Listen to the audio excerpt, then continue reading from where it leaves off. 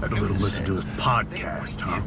Dude, it's educational. And besides, I've been wanting to listen to this one. Welcome to Idling in the Impala, a podcast by and for lovers of supernatural and the fan fiction it inspires. Before we begin, just want to remind you to follow us wherever you listen so you don't miss any episodes or bonus content. If you love what we do and want an easy way to show your support, please consider leaving us a positive that's all the stars rating on your favorite listening platform. It helps SPN and fanfic lovers find us and share in the fun. I'm Sandra. I'm Kasey, and we're doing something a little bit different today. I don't know where the hell my accent is. That was confusing, y'all. That was confusing. I'm in a transitional period in my life, and my poor voice is very, very confused. My echolalia is like, I don't know what we're doing anymore, you guys. We're gonna do. Y'all just gonna have to fucking bear with me. I don't know what's happening. We are going to do a writing update because we haven't done one of these in a minute, I think. Sandra made a document because she knows I don't like it when neither of us have a document. I said I can't do that to them this week. I said I have to at least put some bullet points down. I said this will not be good if they don't have at least something to use. She's a sweetie pie. This says writing updates 2025 into 2026. So, yeah, probably from last year. When was the last? I think the last time we did anything in terms of writing updates might have been early 2025. Because I think we were because I think we talked about Tema, and that was after May 2025. Okay, but I think then what we did after that was we had the Stuck in the Middle with You writing. Yeah, we had the pod together collaboration. So, and I think I might have talked a little bit. I can't remember. I think I talked a little bit about Pets for Punks or whatever. I don't remember. But it's been a minute, y'all. So I was thinking anything after that, anything after the Stuck in the Middle with You podfic that we did with Jackie and BJ, the Dreamer, helped to beta. I think that was probably the last time we really talked like a little bit more in depth about stuff that we've been doing, different writing challenges, updates and stuff. And I think life, just like everything else, I am amazed at people that can schedule themselves and can do all of the things all of the times. But I think I know I have fits and bursts and, things where it kind of flows and then it doesn't. It kind of flows and then it doesn't. And I kind of just have to work with that. So unless I'm starting to get paid regularly to do my writing, it's not going to be anything but this is what I've learned to, learned of myself. I will tell you the last time that I put digital pen to paper. Mm-hmm. Just wait for the Google Doc. I've been working on this. Like, this is how long it's been. I've been working on this fic since season 5 of The Boys started. That's how long it's been. So like May, and that's been over for like weeks now. Okay. Weeks. Okay. The last time was the May the 31st. It is currently a time of recording, the 11th of July. Okay. That was the last time I worked on this. Yeah. So, and like, I'm gonna get it done eventually. I think about the way we write, and I think maybe we've modified and changed our approach to posting. I think we'll get into that probably a little bit more too. But the muse, she comes and goes, and we're fucking busy, and life is, life, and outside doesn't matter. And sometimes it's hard to summon the enthusiasm. But let's not get bogged down in that, Sandra. Let's talk about what we have been doing, because we have been doing some shit. We may not currently be doing shit. We have done some stuff. So who wants to go first? Well, I wanted you to talk about because I feel like a lot of the stuff that you started, which kind of happened through the SamWin JarPad experience, right? Like joining that and doing challenges and stuff, I think kicked everything off, I think, for at least that part of the year. So let me open the AO3. So these are all art. These are all like related to art too, which I think kind of like mine are. Yeah. Yeah, mine are. I'm sorry, I have a VPN on, and AO3 is going, the fuck you do. Are you a robot? Prove you're not a real robot. It does that all the time now. It wants you to verify every time. When you reload, I get that all the time now. Okay. Maybe they're dealing with a lot of, hacking or something like that. So they just have to be extra vigilant. Yeah, maybe. If you go out that window, Zena, I'm going to yell at you again. And you didn't like it the last time I yelled at you. So maybe don't. So yeah, the first thing I worked on after we last recorded anything, I suppose, was a little fic entitled Sit Up and Beg. Title, not mine. Dreamer gave me that. She's great at titles. I suck at titles. So this was a collaboration with Masowina and the Sam Winchester JarPad Big Bang community that Masowina and JLD 76? 71. 71, there we go. Jen. That Mas and Jen have put together, does a whole heap of different thingies. So they usually have like a monthly writing challenge, although I believe it's maybe on a little bit of a hiatus at the moment because everyone's hella busy and it's the summer. But they have done like monthly writing prompt challenges. They did a Christmas thing last year, which we'll get into. Obviously there was the Big Bang and there's been a reverse bang, which we'll get into. Give me a second. But this one was the first thing that I'd done after my Big Bang, which was Temet Nose, and they were doing a Kinktober. Now, I didn't participate in Kinktober. I had the best of intentions to participate in Kinktober, and then I just didn't. But Mas had drawn some beautiful art to like promote the Kinktober event, and she posted in the Discord under like collabs, like, "Hey, does anyone feel inspired? Does anyone want to work with me and write a fic for this?" And I was like, "Oh, me. I do. And there'll be a link to the Tumblr post and the AO3 in the description below. But it's absolutely beautiful art. So my art is of Jared. Now, I realize that sounds strange because it's the same person, y'all, but it's specifically my art is of Jared because it doesn't have the tattoo that Sam has. So it's Jared on his knees, wearing ripped jeans and nothing else, with his hands bound together in front of his dick in his jeans, with rope and a leash and collar around his throat. And I was like, fuck me. I do. I volunteer as tribute. It's really, he's got like scruff and his head really big. It's fucking stunning artwork. I was compelled, the power of horny compelled me to do this. I just like jumped me down and I was like, yes, Mas, talk to me. So we had a little bit of back and forth and Mas was like, I'm open to pretty much anything. She gave me a very short list of do not wants and then a hella long list of I really enjoy this. So I was like, fucking sweet. Writer's Paradise Playground. Fabulous. And while I was sort of sitting and meandering around with it, and I was like, I fancy writing some Soulless. I'd never written Soulless, Sam. I've always wanted to, but I never have. But obviously the rope and the leash lends itself to a BDSM scene. Who's not going to do aftercare? Soulless is not going to do aftercare. I could not write aftercare with Soulless. It just wasn't going to happen. I knew it in my soul, lol. But I was like, oh, I really do want to write this. So Deus Ex Machina Dean? Anybody? Deus Ex Dean? Question mark? I don't know. Anyway, we'll get there. So I decided, because I'm insane, I was like, who have I never written before? I've never written Soulless Sam before. I've never written Jared before. I have written Jared before. Yeah, I was going to say, I have written Jared before, but not in a sexual sense. The only Jared I had written before was as a side character in Demon Dreams? Dreams, yeah.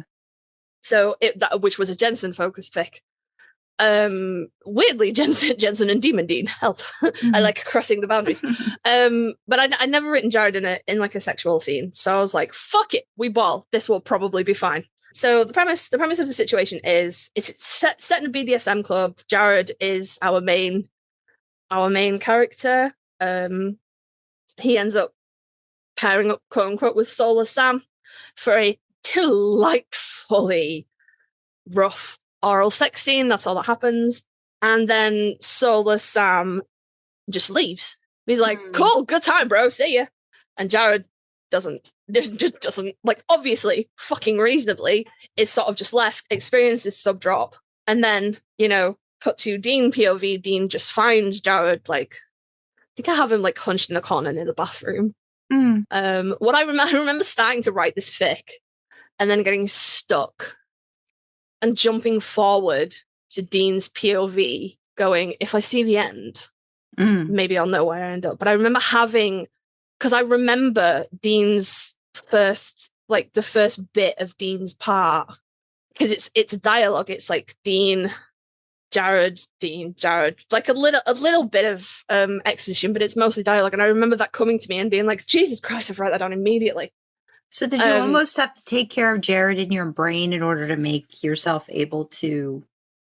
I mean, maybe the rest of it. Maybe like you had to have that part figured out. Like he was going to be taken care of somehow by someone, even if it wasn't. Yeah, maybe. Yeah, I hadn't considered that, but there's every chance that my brain was like, "You make sure that this boy is okay, and then we will let you put him through."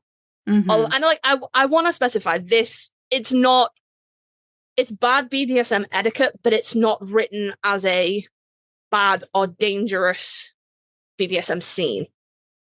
It is, and it's in a sex club, so it's in a club. Yeah, Jared is never in any danger, and Jared advocates for himself as well, which turned out to be pretty important because like soulless. So it like the canonical universe of it is pretty weird. It's not actually Sam without a soul. It's just Sam as an asshole. But that like I was never gonna write Sam as an asshole, so it's like. Soulless isn't soulless. He's just who Sam could be. If he was an asshole, you know? I remember reading it and going, are you going to do the plot now? Because now I want to know why Dean is coming in. Yeah, so it's kind of like, if you consider the characters, like, it's not set in a supernatural universe. So we've just got Jared is a person, Sam is another person, Dean is another person. Sam and Dean are not related. And Sam is not soulless in the same way that he was in the show. He's just an asshole. But the closest it was the asshole soulless character that I wanted to get in touch with, you know? But Jared, like, you know, he's able to advocate for himself when Sam is kind of playing a little bit fast and loose. He's able to be like, hey, if you're going to do that, you have to give me a nonverbal safe word, you know? It's very safe, sane, and consensual. It is not a bad scene, and Jared has a good time. He's happy. It is just the fact that Soulless goes, you good? Cool, bye, and leaves that causes the issues. He doesn't do the expected. He doesn't do the aftercare. So Deus Ex Machina Dean, Deus Dean Ex Machina, Deus Ex Dean. I don't know what the nomenclature is for that. But Dean comes in, finds Jared in subdrop, and like kind of just like picks him up and takes care of him the way that he needs taken care of. And it's very, very cute and very, very sweet. And I have all of the best of intentions of writing Jared and Dean. I started it, but the muse, she do be fickle.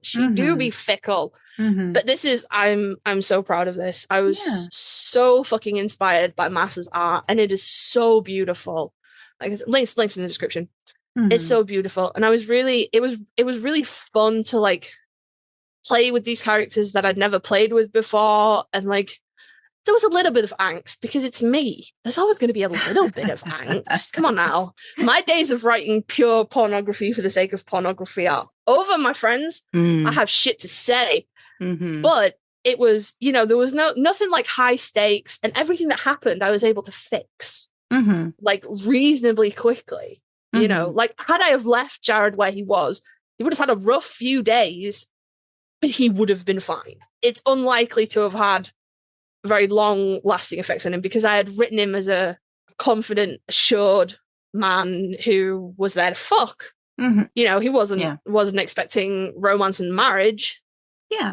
It would have been fine, but I got to a sex club for a purpose. To fuck. And you know, again, and I really cannot specify this enough. The Sam character is an asshole, but the scene is everything Jared wants. It is literally like he is asked, what do you want to do tonight? He answers, and that is what he gets. There is no abuse taking place. Nobody's taken advantage of. Soulless just fucking sucks. Or the Sam character, rather. The Sam character just fucking sucks. And he's like, everybody nutted? Right, brilliant, bye. You know, like, is it late enough that we can do boys spoilers now? You know, it's very much, did you nut? Okay. And then like a few minutes later, oh, you didn't know. Okay. Yeah, that reference doesn't really work, but it is very funny. You should watch season 5 of The Boys, people. If you haven't, it's great. Jensen is everything I ever wanted in life. It's fab. And you know, it's not wildly popular because it's a very, you know, pretty rare pair. But the people that saw it loved it. Yeah. And I like that. And it's very, you know, it's very like agent of kink and chaos, sex positive, you know, there's safe words established, there's boundaries. I take care to establish Jared's safety. You know, this is in a club that has all of your fucking details and it's done a background check on you and there are cameras and it's monitored and he's like, I really, really reinforce he's never in danger. Yeah. The Sam character does not practice good BDSM etiquette, but Jared is never in any danger. And Dean comes in at the end, and obviously, like, that's Sandra's favorite part. It was Dreamer really liked it as well. Because Dean comes in and he's like, "Oh my god, baby, I fixed you," and he does, and he gives him really, really lovely aftercare. And like, I had played with the idea of Jared and Dean fooling around, and then when I started writing it, I was like, "No, this isn't. This isn't."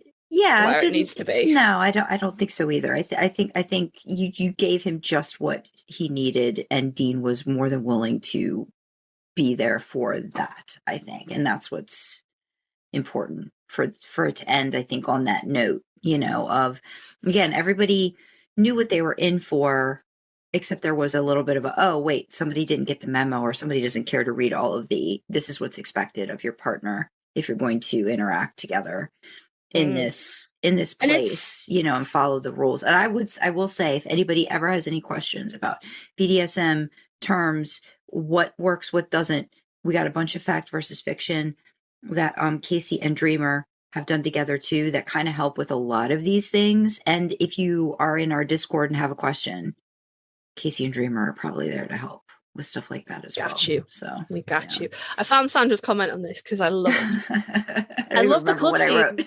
I love the club scene that you set, Kasey. It reminds me of our many dom/sub chats. Soulless Sam is excruciatingly accurate in how he uses Jared.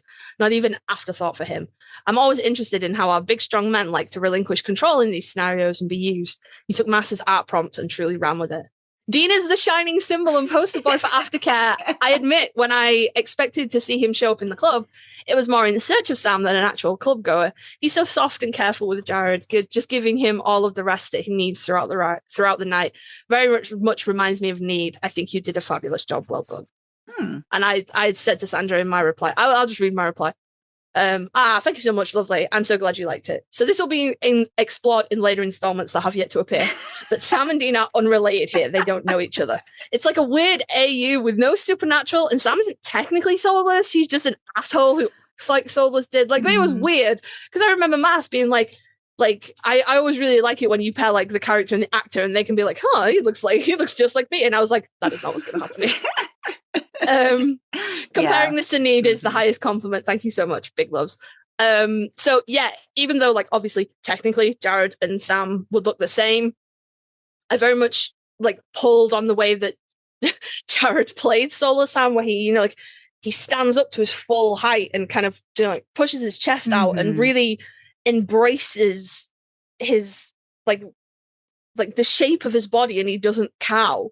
And I'd really leaned into that, whereas Jared is Jared, who we know just kind of hunches himself in a little bit and tries to not look as big as he is. And Jared's like low-key very much into the fact that Sam is, you know, as tall as him and even looks a little bit taller when they're just kind of standing naturally.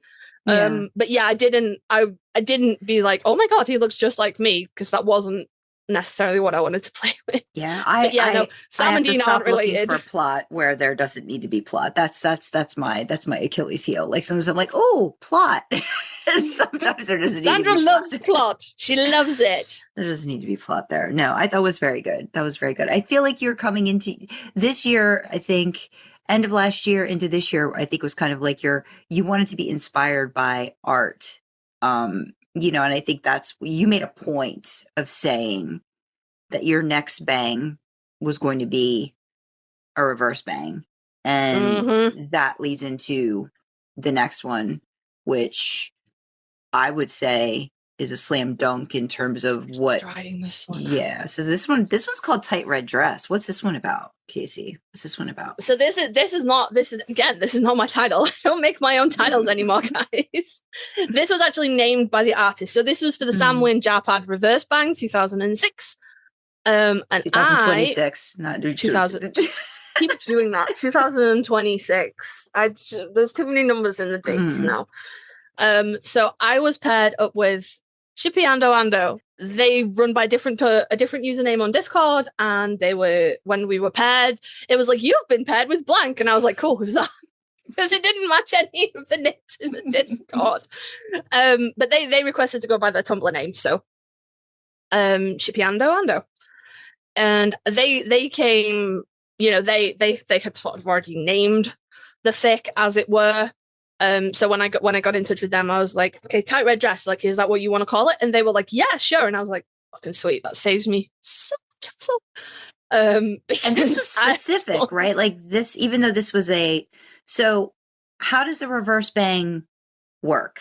So stressfully, for people who aren't used, okay, but like stressfully. Okay, so reverse isn't necessarily just reverse, right? There's also other components, at least to this one in particular, right? Mm-hmm. So a typical big bang is an author will write whatever they're going to write, summarize it, and then send that summary. Maybe it has a title, but they send like the pairing, the characters, the rating, any warnings, summary of the fic off into the ether, where the mods grab hold of it and put it into stuff. I don't know how any of this works. I don't know any of the behind the scenes stuff.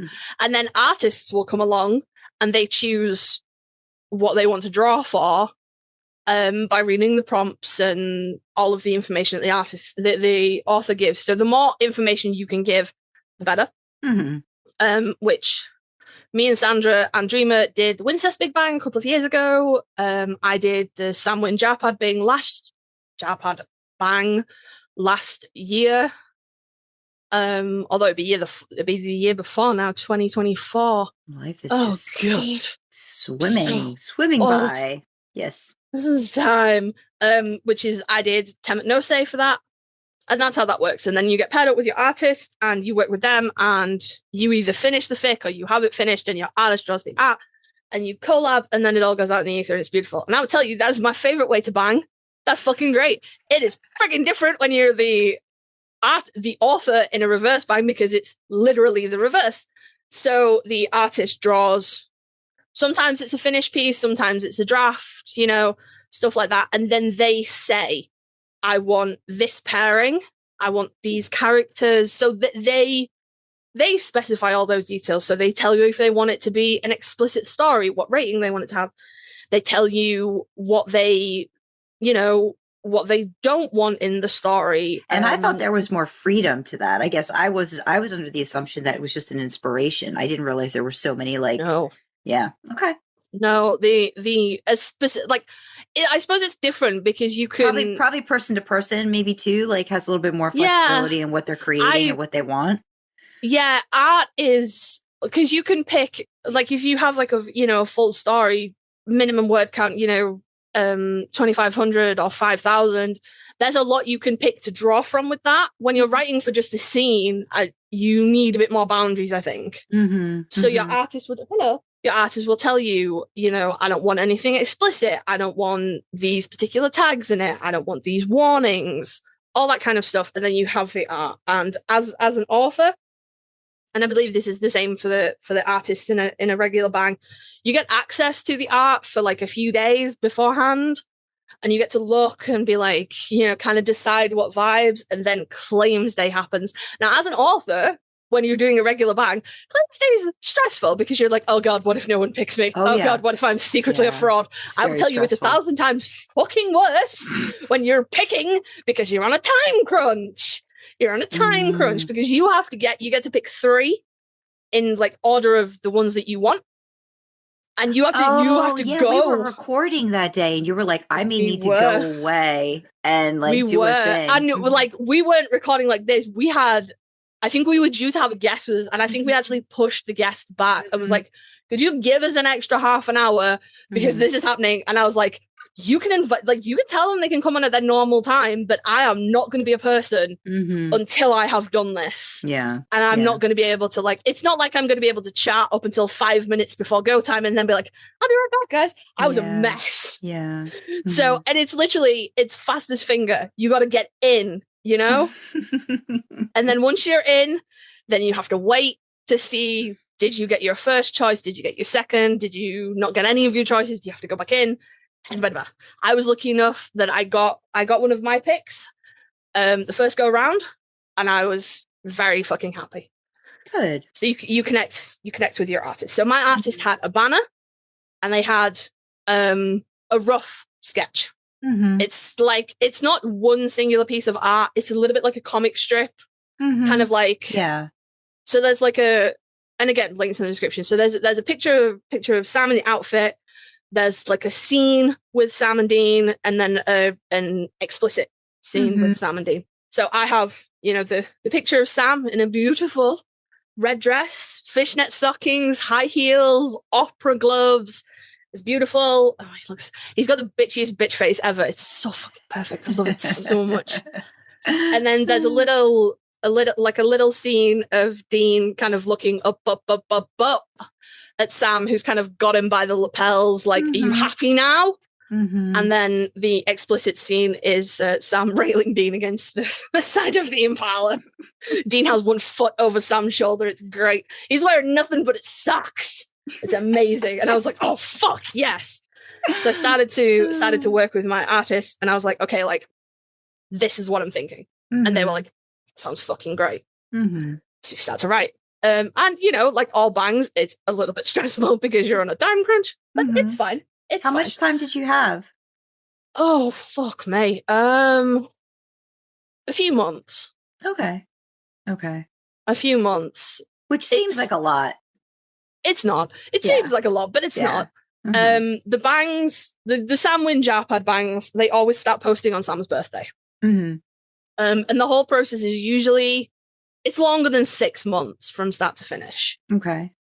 So, my first question that I have, how am I going to get Sam into this dress?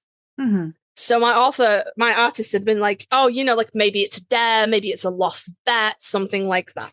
It's not supposed to be, it was never supposed to be like, Sam wears, quote unquote, women's clothing. It was never going to be like, this was a regular thing. Like, this was a situation he had found himself in. So I was like, okay, how to get Sam in a dress? A bet with Dean. So we started off, we established that. I'd put them both being injured from a hunt, you know, not having anything to do, so just hanging out in a motel for like a week, giving themselves time to heal. And then I spent a long time thinking, why didn't they just leave? Dean busted his ankle, that's why they didn't just leave. And Sam busted his shoulder, so he couldn't drive either. Oh no, they'll just have to stay there. And so Dean is very bored, and he's like, come on, Sam, play a drinking game with me. And Sam's like, lol, why? And Dean's like, because I can't leave. I've been drunk for days and you won't let me watch porn. So either, and like paraphrasing the line, he's like, either you put on a red dress and a bag over your head and give me a striptease, or you play a stupid drinking game with me. Just a throwaway fucking line. And Sam's like, fine, I guess. So it's like, okay, what are we playing for? And I think Sam's like, okay, if I win, I get the radio in the car for a month. And then they bargain it down. A month, a week, 3 weeks, a week and 5 days. I really enjoyed like bargaining that out with them. And eventually, I think they eventually settle on 2 weeks. And Sam's like, okay, well, what do you get if I lose? And Dean's gonna say like, oh, you have to do my laundry, or you have to wash the car. And then the line about the red dress, and he's like, you have to wear a red dress and high heels and come out in public with me. And Sam's like, what the fuck? Why? And Dean's like, because I think it'll be funny. Spoiler, Dean does not find it funny by the end. But Dean's you know, like that big brother kind of, it'll be funny. Haha, my brother's wearing girls' clothes. Yeah. You know, and Sam loses. So, and the way that I'd written this is like, it starts off like quote unquote present time with Sam and Dean pressed up against the side of the Impala. I was gonna say, and I like the way you time jumped it. I thought Yeah. the interspersing of present to past was really good in terms of like building up the Thank you. all of it was good. The tension. The tension. I would, if I tell you it was deliberately, believe me. Yes, Because I it will. wasn't. But I Okay. will. But I will. It was- you're no. supposed to be like, yes, it was totally deliberate. I it meant wasn't. that. It wasn't. What it ended up being was that I, like with Sit Up and Beg, I stalled myself out and I went, I don't know how to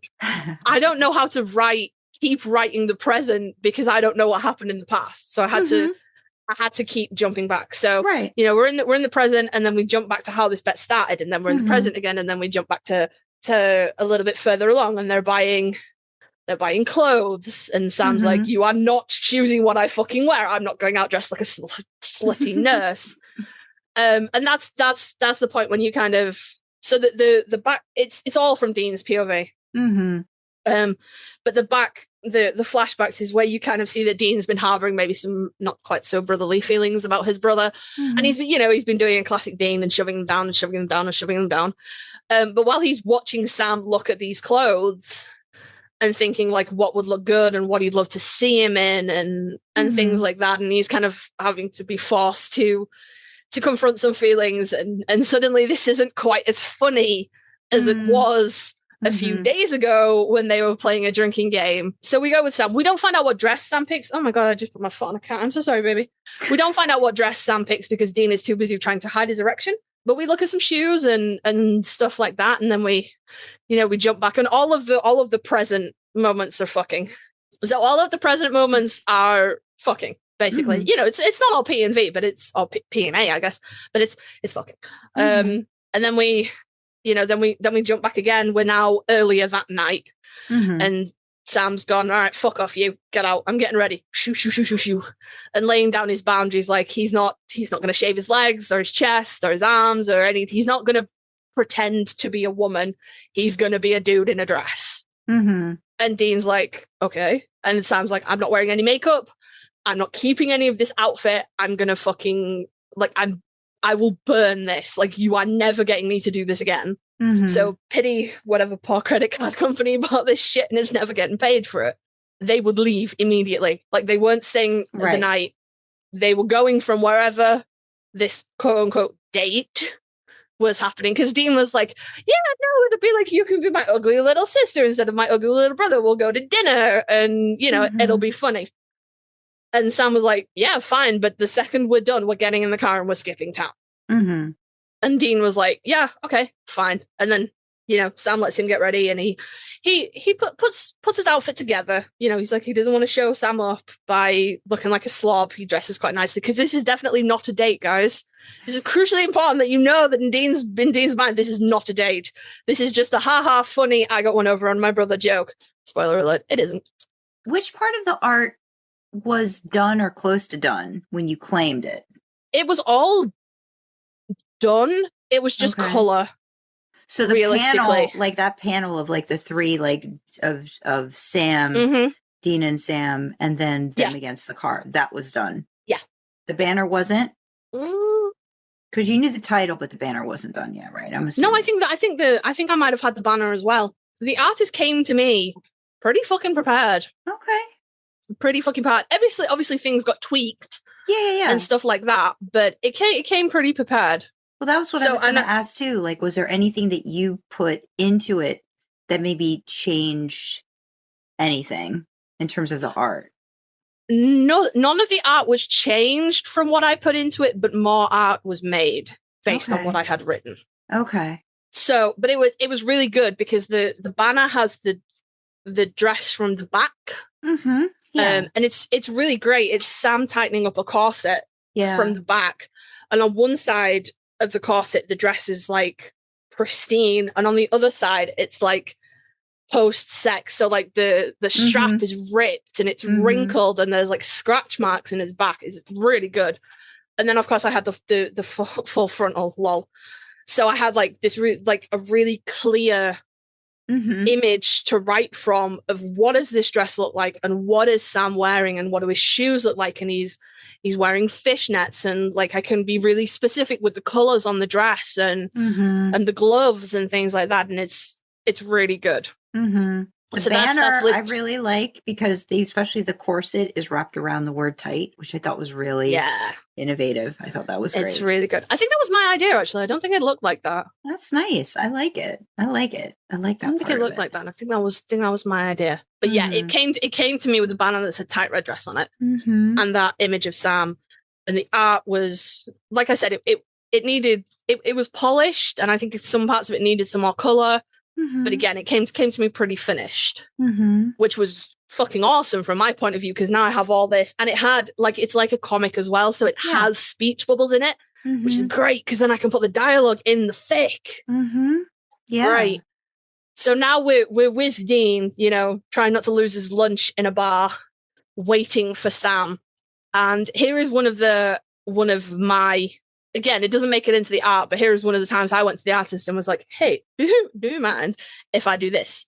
Because, and you'll understand why when you see the art. It is, obviously, it's a woman's dress, and it's the skirt is slit very high up on the legs.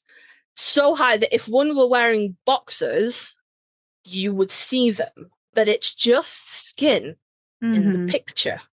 So I spent a lot of time going, what is he fucking wearing? Is he gone commando? Maybe he's gone commando. And then I was speaking to Dreamer, who's like my alpha reader, as well as my beta and my bestie. And she was like, he wouldn't have his dick swinging around. And I was like, it'd be covered by the front panel and he'd probably be fine. So we went back and forth, and I eventually went to my artist and I was like, do you mind if I put Sam in women's underwear? And they were like, please put Sam in women's underwear. Can Dean be wearing women's underwear? And I was like, sure. Everyone's wearing panties. It's great. So before he leaves, Dean leaves a pair of women's underwear with Sam's clothes, and he's like, you don't have to wear these, but they might go well with the dress. And then he's fucking freaking out in the bar, and he's deliberately not looking at the door, but it doesn't matter because the bar goes quiet when Sam walks in. He's huge and he's wearing heels, guys. Turns a face. And then I'm so proud of this. And then you have this scene of Dean starting at the floor and looking Sam over. And so I got to spend time focusing on the shoes that he was wearing, what his legs look like in fishnets, and this beautiful dress that my artist had drawn. You did something similar in Temet. I did. I went over Sam's naked body in Temet. Look, I just really like his body, you guys. I know. I will not be shamed. I'm so proud of it. There's no shaming. I'm so proud of it. But we kind of, we're with Dean going, oh fuck, this isn't funny anymore. Oh god. And then it's like this beautiful, beautiful, beautiful outfit all the way up. And then you get to Sam's face, and he's got the bitchiest bitch face fucking ever. The artist nailed it. So fucking great. We've got a line in here that says, hell, Dean almost wished he had a demon here. Surely Sam's gaze could exercise it without a word. That's the level of bitch face that we're dealing with. It's beautiful. And then they have a couple of drinks, and then they're like, Sam's like, can we leave now, or were you serious about dinner? And Dean's like, no, we can leave. And then I got to pull the other comic panel of Sam kind of grabbing hold of Dean by the lapel, and he's that much taller, and being like, are you happy now? And pull that dialogue across, which was really, really lovely. And then Dean's like, oh god, I want to fuck him. Oh no, this is it. I'm found out. This is gross. Not like gross, like bad, but like, oh god, I never wanted this to happen. Why did I think this was a good idea? I was drunk and dumb, and he's gonna have to try and push all this down, and he's never gonna know if Sam put on the underwear that he left him, but like he really wants to know. And so, Sam still thinks this is a joke, and he doesn't know all these things about Dean. And Dean just kind of just runs out of the bar and leaves him, and Sam tracks him down and is like, okay, so are you going to be honest now? And Dean's like, honest about what? Shut up. No. And Sam's like, bro, everyone in the bar could see you're a boner. Like, fucking, are you going to behave yourself now? And then they fuck about it. It's great. It's so good. So good. So the secret kind of plot twist is Dean is also wearing women's underwear. Y'all have no idea how long I spent looking at women's underwear for Sam and Dean. So long, and Sam's like, oh, what is this now? You put on your best bottom bitch panties for me, which is that's not my line. That's Dreamer's line from her fic, Drag Out From Your Mouth. But it lives rent-free in my head. The expression bottom bitch panties lives rent-free in my head. So I was like, please, can I put this in this fic? And she was like, as long as you credit me, yeah. And I was like, girl, you know I'm going to credit you. So Sam, in the sort of scope of dirty talk, is like, I'm gonna like we're gonna go to a different motel somewhere else, and you're gonna ride me wearing these, these panties and blah blah blah. And my artist was like, fuck. So they drew that as well, which was like another, because they were like, oh, what about this? And I was like, no, I think they must have drawn that first. And they were like, because I'd mentioned like, everyone's wearing women's underwear, and they went away and they came back and they was like, I've drawn this. Like, what about this? And I was like, that's beautiful. I cannot fit another sex scene in here. This was supposed to be, they had only asked for a mini bang. It was supposed to be 2,500 words. I think it rocked in at about 7,000, something like that. So they were like, no, you don't have to write it, but we can put it in as like a second chapter or something like that. And I was like, yeah, maybe. And then as I was writing the final sex scene, I was like, oh, what if Sam says this to Dean as like dirty talk, like, oh, we're going to go and do this. So he does. And then I got to put in that second image, and it's like sort of seen through an opening of a motel door. So there's just like a shaft. I love that. Yeah. Of light. Yeah. That's really over great. Sam and Dean as they do be fucking. And then there's, Dean blows Sam, and then they fuck nasty against the Impala. And it's really fucking good. It's really, really fucking good. And everyone's having a nice time. And I'm so, so proud of that. Yeah. Now, have you gotten the whole reverse bang out of your system now that you've done it? Considering how stressful it was. Well, no, you see, the thing is, unfortunately, I'm in a place where I only bang for Sammy nowadays. So if Mass and Jen decide to keep running the SamWin JarPad bang, I'll keep participating in it. I don't know what to tell y'all. I love it. Yeah, so, I think Mass and Jen should be given big props too. They run so many different like events in different fandoms and stuff like that. It's crazy. Yeah, it's crazy. And they are genuinely the most amazing mods to work with. They're always there if you have a question. They come back to you really quickly, and they're really like, they allow extra time, and they understand. They're really fucking beautiful people to work with. And Mass had made some art for this that I was really fucking in love with, and I didn't know it was hers until afterwards. And then she was like, I can make you some different art. And I was like, fuck, can you really? Yes. Pin in that. Let's work on this. So that's, in the future when I find words again. My artist has done a fair amount of Wincest, NSFW art. And there was another one that grabbed me, and I messaged them and I was like, hey, real quick, do you mind if I write something for this? And they were like, absolutely. Fuck yes, I'll work on this and I'll work on that. And I was like, okay, not right now, because I'm busy. But also put a pin in that. I'm coming back to it. It's great. So you have a lot of whips then? More whips in store, possibly? More whips in store, yeah. Ideas. I do. Ideas.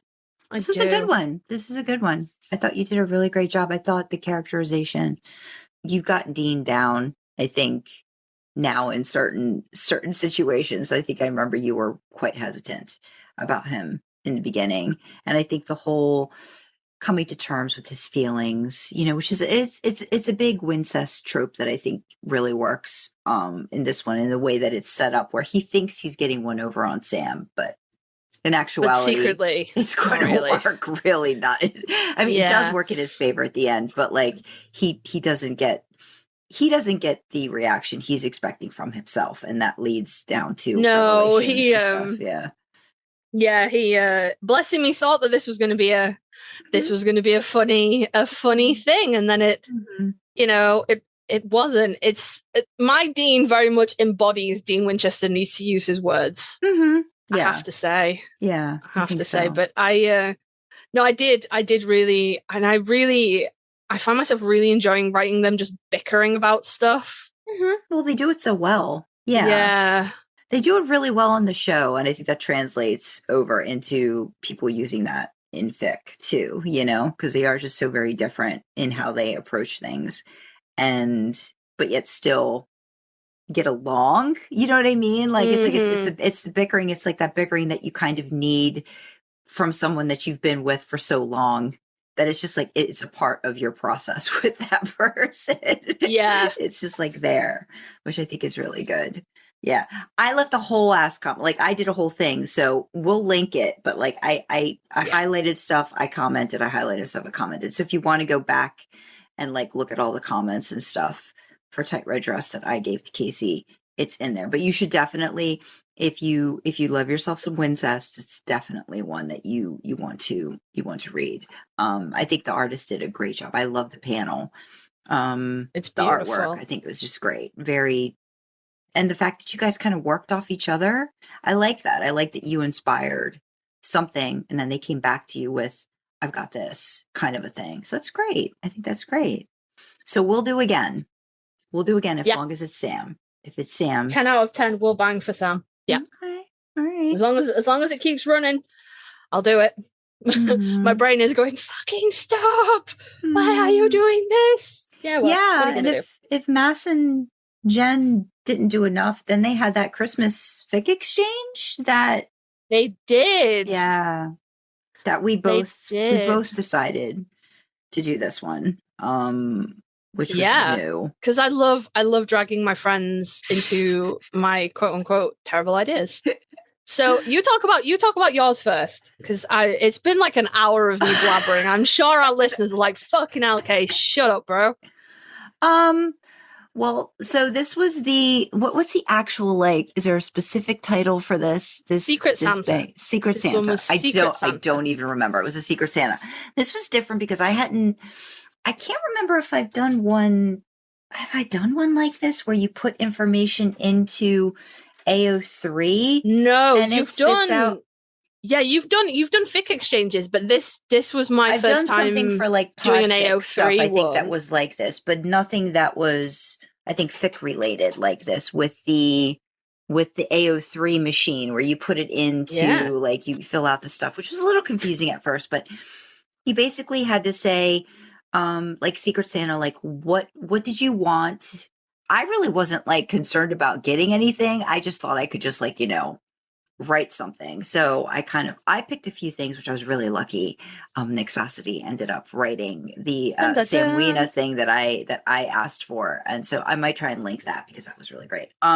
Funny fucking story, because me and Sandra were both in this. And obviously we'd said we'd write and we'd requested. So we'd both been claimed and were like, we had someone to write for and someone was writing for us, and we both knew that Nix was in it. So it's like October, November time, and we're all writing away. I think in the group chat, Sandra's like, "Oh my god, wouldn't it be great if you got Nix? Like, wouldn't that be so good?" And I had to keep my mouth shut for so fucking long, because as soon as because this wasn't like you're paired up automatically. AO3 does it. This isn't like a claim situation. AO3 just pairs like tags together, if you will. Right. So Nix had come to me and been like, if I tell you something, will you keep it a secret? And I was like, did you get Sandra in the Secret Santa? And she was like, I did. What does she want? not like in a Nix didn't know, but like, we're friends with Nix. We've spoken to them a lot. They're in our Discord server, all that good stuff. So she was like, I want to make this really good for her. Like, what is it about this pairing that she wants? Because Sandra had requested some, because it's the SamWin JarPad Secret Santa. She couldn't be like, I want a CD. She had to pick a Sam.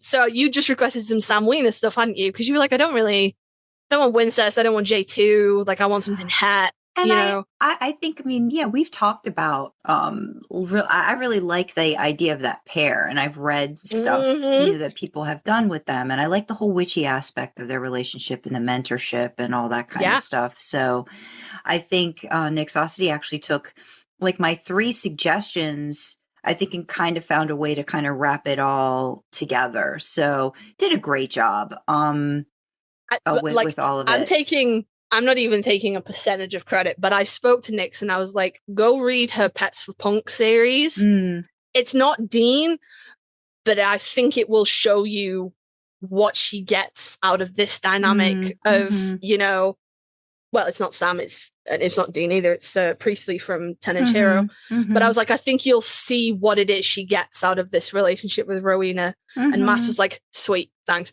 And then went off and wrote a fucking banger. But I had to keep my fucking mouth shut for so long. And every time it came up, Sandra was like, oh my God, what if you get Nix? And I was like, you've got Nix, shut up. It was great. It was so good. So what I ended up offering, because I actually had to look back up like what did I put in there. So I offered I would write Wincest, I would write like Weirdcest or Gencest. I was willing to do Sabriel, Jessica and Sam, Castiel and Sam, Eileen and Sam and original female characters, and then like Ruby and like all pretty much everything, I think, except for like J2. I wasn't comfortable even trying them at that point. So I ended up getting a Sabriel to write, and that was my first ever. I'd never written anything by them before. I'd podficked some things from other people before, and I'd grown to appreciate what people I thought liked with their dynamic. So when I ended up doing mine, it's titled A Bell Rings, and I kind of weaved it into a part of canons. What was my assignment? My assignment was by Drary 24, preferably no Omegaverse, please. Thank God. I was like, that's easy. I don't have to do Omegaverse. Yep. Angel on top of the tree comes to life. What chaos ensues from that? Character A gets trapped in a mystical land made purely of candy, and the only way out is to find the sleeping character B and wake them with a kiss, a Sleeping Beauty moment. Character A takes character B on a bunch of fun holiday dates throughout the months. So I kind of took the first, Angel on top of the tree comes to life, and sort of a last one, character A takes character B on a bunch of fun holiday dates throughout the month. So I weaved it into a little bit of canon because I just like to do those things. So it was around the last holiday with Mrs. Butters, because I was thought, oh, Angel on top of the tree. And, I thought about that really big tree, that scene that I love, that huge Christmas tree on top of the war table when Sam and Dean come in and Dean's like all happy face and everything and like claps and stuff like that.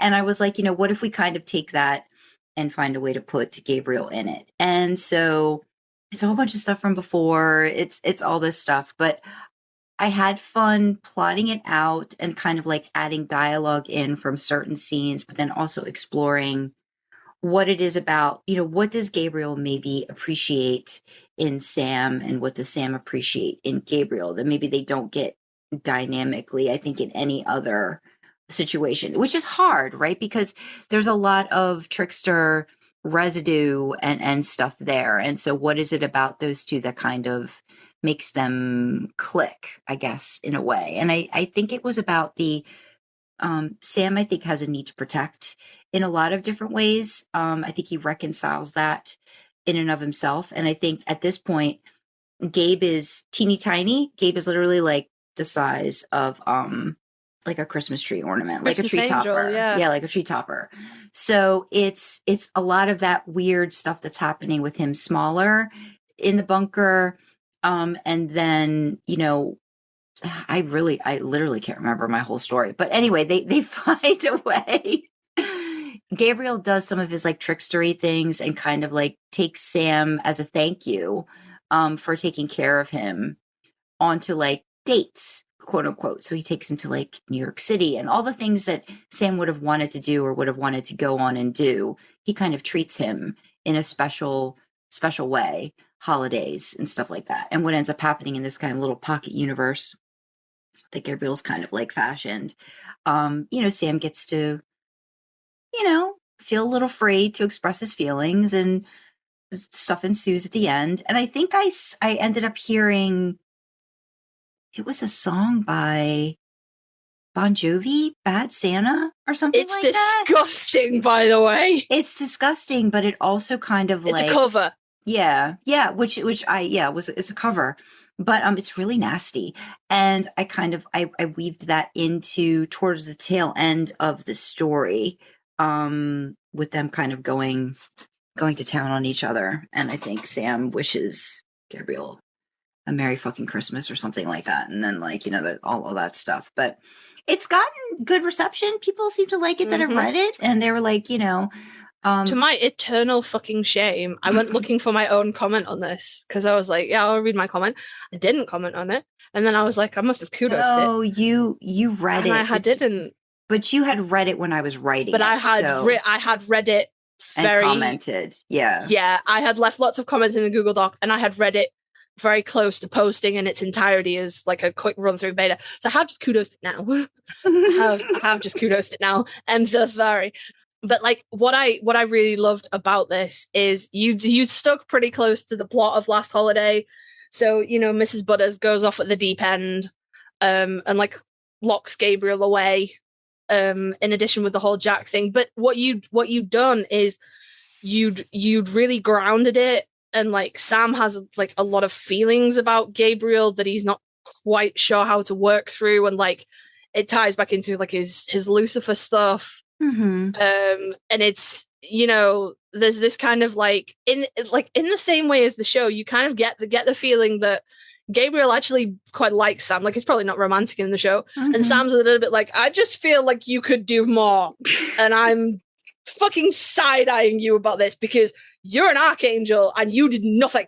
And you really grabbed that, and you really captured the thing that breaks my heart about Last Holiday, which is Sam's utter ambivalence for the whole situation, because he's never had it. So he's like, I don't get what the big deal is. Well, you see little sparks of it. Like you see that he does enjoy little bits and pieces. Like I think you see that in the little montages that they do. Like I think he starts to accept, or like starts to enjoy the idea of embracing holiday with family and stuff, and kind of like the found family that they've kind of like built over the years. So I think that shows a little bit. Like Dean's gung ho and everything like that. He's like, bring it on, bring it on, bring it on. Where Sam is like takes him a little more to thaw and like, get into the idea of it. But then once he does, it's that hesitancy, right? Which I think they both have, and they both show in different ways. Like they don't really give of themselves right away.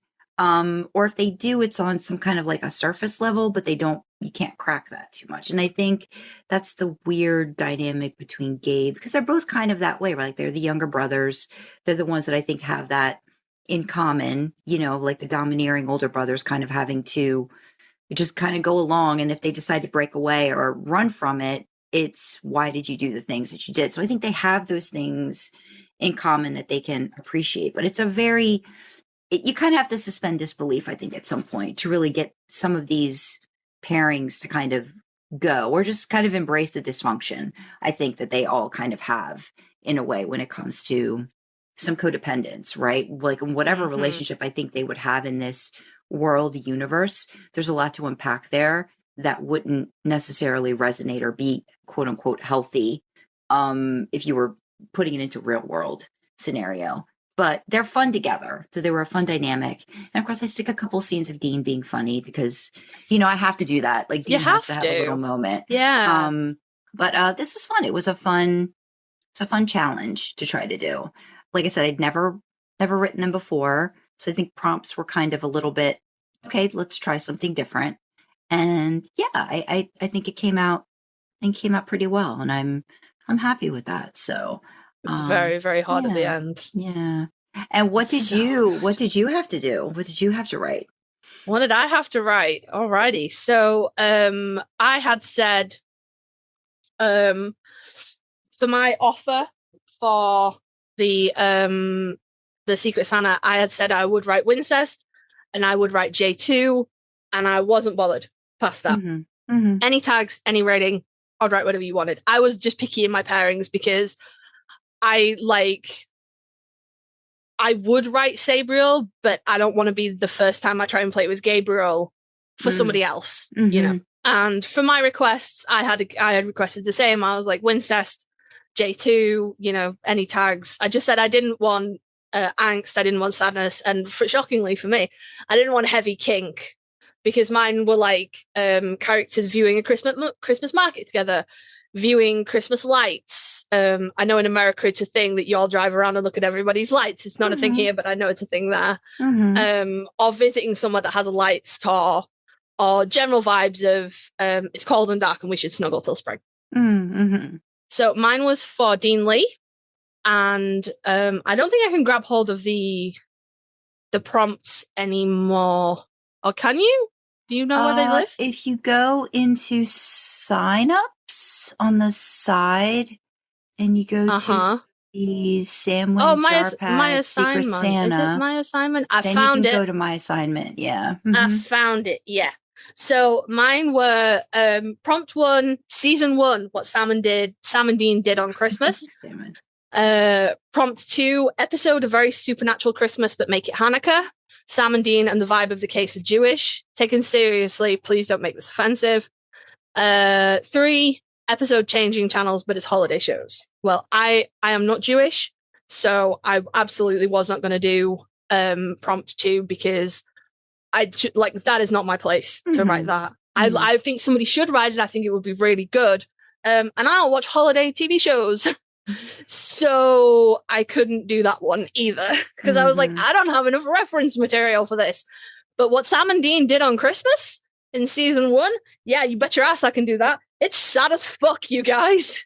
It's very sad. So Dean Lee had requested teen, and the tags that they had given me was Christmas, Hanukkah, brotherly love, case fic, emotionally repressed. So I'm not going to do case fic, I'm not going to do Hanukkah, but brotherly love and emotionally repressed, yeah, fuck yeah, I can do those. So mine is called I Don't Want a Lot for Christmas, because I am a basic bitch. And by the time I had finished writing this, I didn't know what the fuck else to call it. So just to give you an idea of where we're at here, the tags on this one are Christmas, brotherly love, emotionally repressed, mixed up dates, Dean Winchester forgets to check his calendar, grieving Sam Winchester, Dean Winchester fixes things, Dean Winchester loves Sam Winchester loves Dean Winchester, emotional hurt/comfort, small angst, fluff and hurt/comfort, Dean Winchester tries, happy ending. So it's teen and up. There's no pairing, there's no it's just Jen. It's just Dean and Sam. So when I started to look up for this, it occurred to me that Christmas in season 1 would be not even 2 months after Jessica died. She dies around Halloween. And that's like 2 fucking months. Yeah. So summary, Dean is going to spend today hunting down a Christmas that Sam deserves, God as his witness. Alternative summary, how the best laid plans of mice and men and Winchesters do often go awry. So this is from some Sam and some Dean. And Sam's like, it's just been a couple of months since Jessica, and he's angsting over what to do with the holidays. Him and Jessica had been invited out to her parents' place again. And he wants to go because he will be around people that understand his grief, but he feels that he doesn't have a place with her family because it's, kind of technically he's at fault for what happened. I mean, he's not, but I don't know, this is season 1 Sam. He's got a lot of feelings, bless him. On the other hand, it's December the 23rd. Is he even going to get a flight this late? He's going to have to steal an already stolen credit card. He doesn't like that. Dean's like, I got breakfast. I swear they thaw Mariah out earlier and earlier every damn year. And then Sam's like, what? When do you think it is? So you have to suspend a little bit of disbelief because the Winchesters are very up on the dates and times and things like that because they spend a lot of time trolling newspapers. But go with me here. And Dean's like, I don't know, fucking November. And he's like, Christmas is in 2 days. And Dean's like, what? no, fuck. And then we switch over to Dean, who's going, fuck, fuck, fuck, fuck, fuck. He had plans. He knew this was going to be a difficult holiday for Sam, and he was going to take them somewhere nice and get him like a pre-made Christmas dinner. Believe me, the amount of time I spent Googling pre-made food that you could heat in a microwave in America is unreal. But he was going to do all this, and he was going to do something, like he was going to mark the occasion for Sam. Even though, you know, because like he'd always tried to do something for Christmas for Sam, even though John sucked, because John always sucks in my stories. And then just time had gotten away from him. And what do you fucking mean Christmas is in 2 days? Shit. So now it's, you know, they're in a little tiny town up in New England. So they're like getting snowed in, and it, you know, it's a little, so like, yeah, it's pretty, but it's not where he wanted to be. And it's too late to order food 2 days before Christmas. And what the fuck is he going to do? This is a fucking problem, blah, blah, blah, blah, blah. So he's kind of like, okay, well, we can stay here for Christmas unless there's somewhere else you want to be, Sam. And Sam kind of shuts down his idea about leaving and going to Jess's family. And he's like, nope, we'll stay here. So Dean's like, okay, right. Nicer motel. And he moves them. And then he's like, okay, I'm going out. And I actually found out that there's a town called Lebanon in New Hampshire, which I thought was hella cute. And I was like, yes, that's where they're going to spend Christmas. So they move to the nicer motel. And then he's like, cool, I'm going out. And Sam's like, what do you mean you're going out, bro? And he's like, you know, like passes it off like, if I have to spend a week in this motel room with you, I'll kill us both. So I'm going to walk around and see what's It's like the shittiest Dean excuse. And this is a pretty short fic. It's only 3,000 words.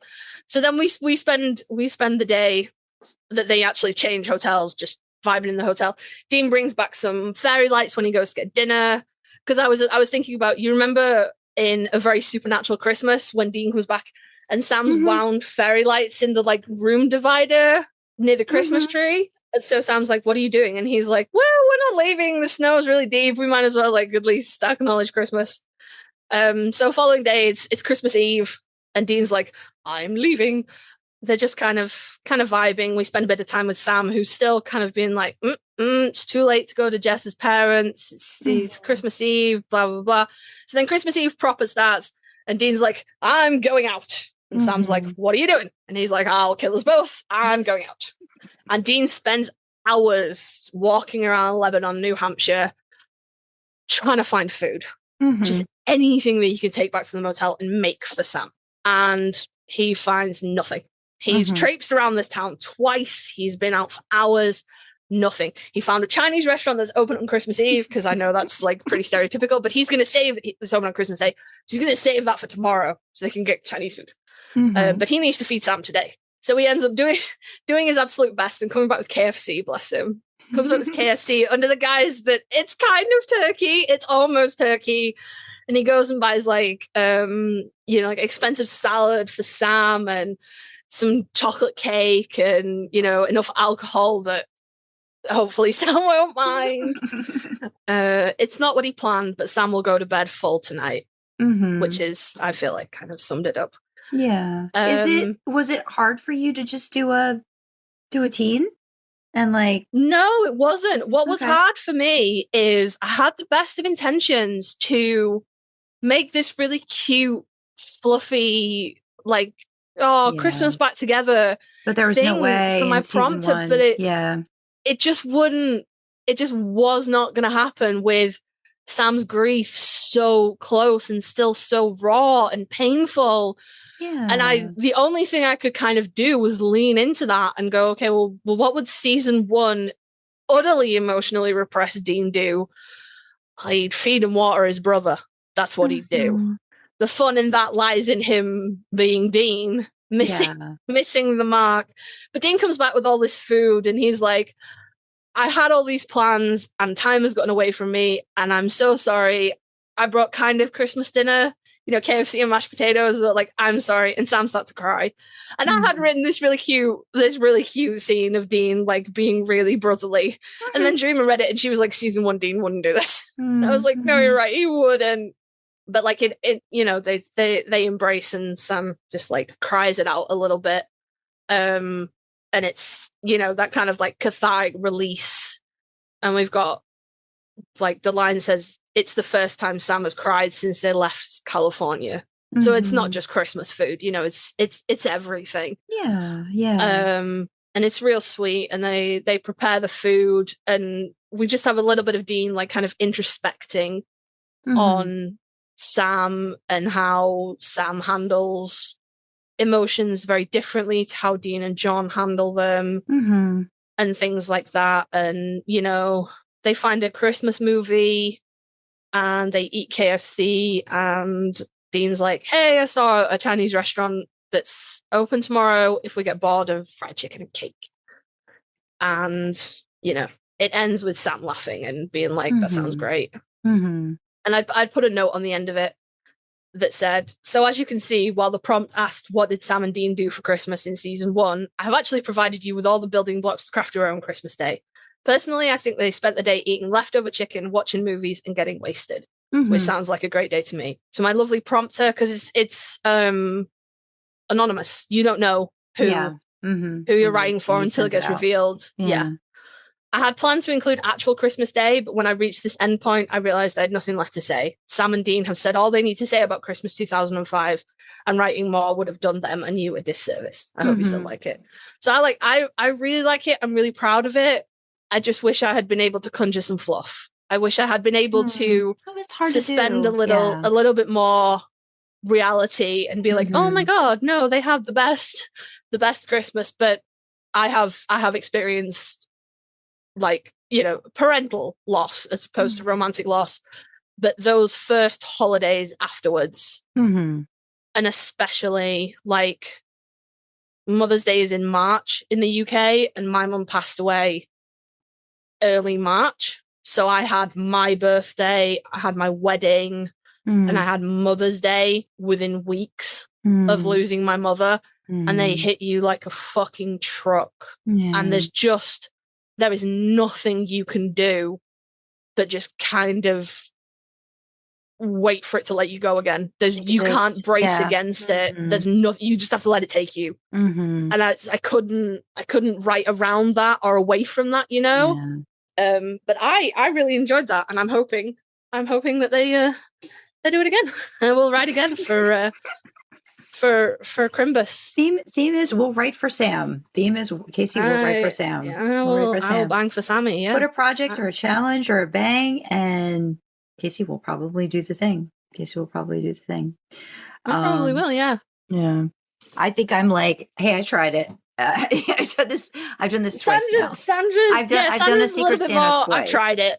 Secret Santa twice, and kind of like I think I might do it again. Maybe like if there was something maybe more Dean centric, I might do that. I think so. I'm open to trying, because there's no Dean centric stuff out there, is there? There's not a Dean Manchester Big Bang or Bingo or anything. Hey, there was stuff, and I think desert out there. I think we'll probably, because we're gonna have to wrap this up and like maybe do a part 2 writing update. I think another time, because we've got stuff coming up. But I think. Can we? No. I really like it's 11, so we have to wrap up. But I want to talk about the last one on the list. We will do that. We got to give that its own space, because we can't crunch that up into 5 minutes. But what we'll do is, we'll get it done. So what we're going to do is it's going to be like, the thing is, what you did is you let me talk for an hour. Well, what we're going to do is we're going to do the writing, but I wanted you to talk about your stuff. So we're going to do this is like maybe part 1 of our writing updates. So we'll probably do another one where we revisit the other stuff you have to come back for part 2, because it's a me and Sandra collab. You know how rare those are nowadays. Collab. So you have to come back for part 2. Everyone promise that you'll come back for part 2. Write it in the comments. Say, we promise we will come back for part 2, Sandra and Kasey. Yeah. Do it now. Yeah, do it now. Do it right now, so we know, because we're going to wrap up this episode. I think what we've learned. No. I think what we've learned too is that,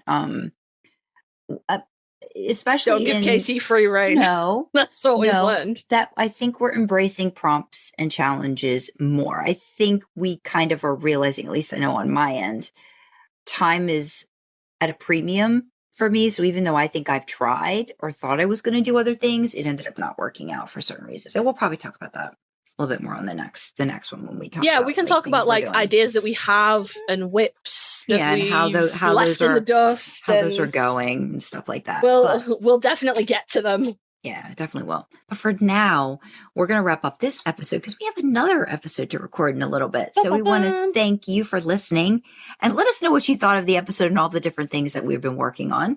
You can email Let us know if you've read the fics. And if you haven't, read them and then come back and let us know what you thought. Let us know what you thought of them. Leave comments. Oh, sorry.